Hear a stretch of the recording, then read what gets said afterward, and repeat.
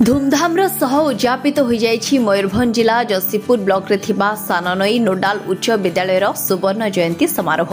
ଏହି ଉତ୍ସବରେ ମୁଖ୍ୟ ଅତିଥି ଭାବେ ଗଣଶିକ୍ଷା ମନ୍ତ୍ରୀ ନିତ୍ୟାନନ୍ଦ ଗଣ୍ଡ ଓ ସମ୍ମାନିତ ଅତିଥି ଭାବେ ଇଞ୍ଜିନିୟର ଗଣେଶ ରାମ ସିଂ ଖୁଣ୍ଟିଆ ଯୋଗଦେଇ ଉତ୍ସବକୁ ଶୁଭ ଉଦ୍ଘାଟନ କରିଥିବା ବେଳେ ଉତ୍ସବର ପ୍ରାରମ୍ଭରେ ଛାତ୍ରୀମାନଙ୍କ ଦ୍ୱାରା କରାଯାଇଥିଲା ସ୍ୱାଗତ ସଙ୍ଗୀତ ପରିବେଷଣ। ସେଭଳି ଦେଶ ସମାଜ ବିକାଶର ମୂଳ ଭିତ୍ତି ହେଉଛି ଶିକ୍ଷା।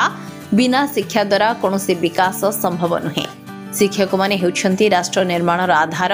ସେମାନେ ପ୍ରକୃତ ଶିକ୍ଷାଦାନରେ ବ୍ରତୀ ହେଲେ ଓଡ଼ିଶା ଭଳି ରାଜ୍ୟର ସାମୂହିକ ବିକାଶ ସମ୍ଭବ ହୋଇପାରିବ।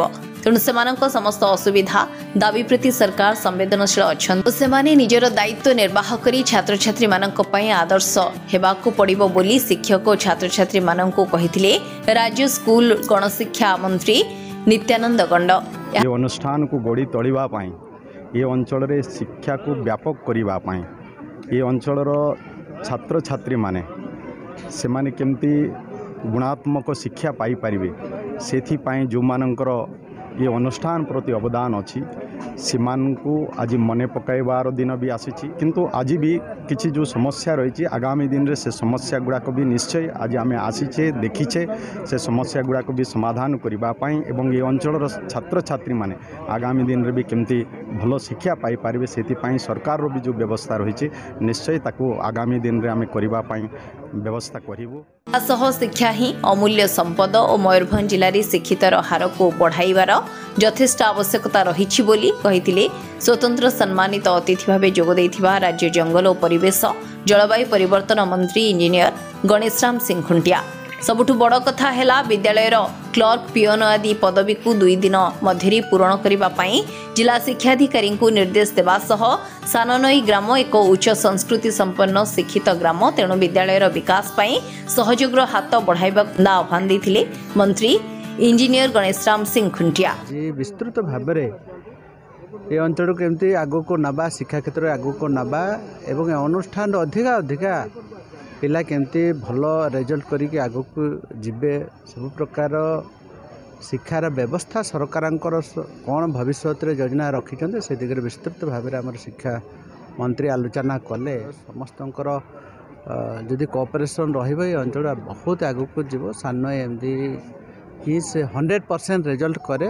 ଆମେ ଆଶା କରୁଛୁ ଆଗାମୀ ଭବିଷ୍ୟତରେ ଶିକ୍ଷା ଅନୁଷ୍ଠାନ ଯାହା ଆବଶ୍ୟକୀୟ ଆପଣଙ୍କର ଶିକ୍ଷକମାନଙ୍କର, ଶିକ୍ଷୟିତ୍ରୀମାନଙ୍କର ଏବଂ ବିଭିନ୍ନ ପ୍ରକାର ଭିତ୍ତିଭୂମି କେମିତି ବିକାଶ ହୋଇପାରିବ ସେ ଦିଗରେ ମଧ୍ୟ ମନ୍ତ୍ରୀ ନିର୍ଦ୍ଦେଶ ଦେଇଛନ୍ତି। ତେବେ ଏହି ଉତ୍ସବରେ ଅନେକ ପୂର୍ବତନ ଛାତ୍ରଛାତ୍ରୀ, ବୁଦ୍ଧିଜୀବୀ, ଶିକ୍ଷାଧିକାରୀ, ବ୍ଲକ ସ୍ତରୀୟ ଅଧିକାରୀ, ସ୍କୁଲର ଶିକ୍ଷକ, ଶିକ୍ଷୟିତ୍ରୀ ଓ ଅଭିଭାବକ ଉପସ୍ଥିତ ଥିବାବେଳେ ଉତ୍ସବରେ ଉପସ୍ଥିତ ଥିବା ଅତିଥି ଓ ଅଭିଭାବକଙ୍କୁ ଆମୋଦିତ କରିବା ପାଇଁ ନାଟ୍ୟକାର ଓ ସିଙ୍ଗର ସ୍ୱରାଜ ବାରିକ ଯୋଗଦେଇ ନୃତ୍ୟ ପରିବେଷଣ କରିବା ସହ ଛାତ୍ରଛାତ୍ରୀମାନଙ୍କ ଦ୍ୱାରା ପରିବେଷଣ କରାଯାଇଥିଲା ନୃତ୍ୟ, ଗୀତ ଓ ରଙ୍ଗାରଙ୍ଗ ସାଂସ୍କୃତିକ କାର୍ଯ୍ୟକ୍ରମ।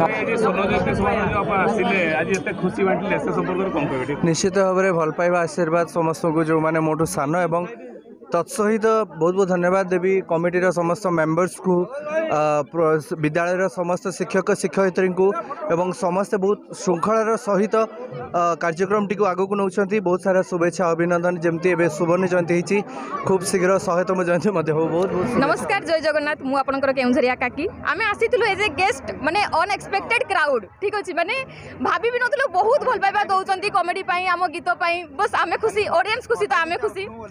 ଏମିତି ଭଲ ପାଇବା ଦେଉଥାନ୍ତୁ, କମେଡି ଦେଖୁଥାନ୍ତୁ, ଗୀତ ଦେଖୁଥାନ୍ତୁ। ବିଦ୍ୟାଳୟରେ ସାନନଇ ସରକାରୀ ଉଚ୍ଚ ବିଦ୍ୟାଳୟରେ 3 ଦିନ ଧରି ଆମର ସୁବର୍ଣ୍ଣ ଜୟନ୍ତୀ ଉତ୍ସବ ପାଳିତ ହେଲା ଏବଂ ଏହି 3 ଦିନରେ ଆମେ ବିଭିନ୍ନ ଆଡ଼ୁ ବିଭିନ୍ନ ପ୍ରକାର ଆମର ଅତିଥିମାନଙ୍କୁ ଆମନ୍ତ୍ରଣ କରି ସେଥିପାଇଁ ଆମର ସମସ୍ତଙ୍କୁ ମୁଁ ଧନ୍ୟବାଦ ଦେବାକୁ ଚାହୁଁଛି। ମୟୂରଭଞ୍ଜରୁ ମାନସ କୁମାର ମହାନ୍ତଙ୍କ ରିପୋର୍ଟ, ସୂଚନା ମିଡ଼ିଆ।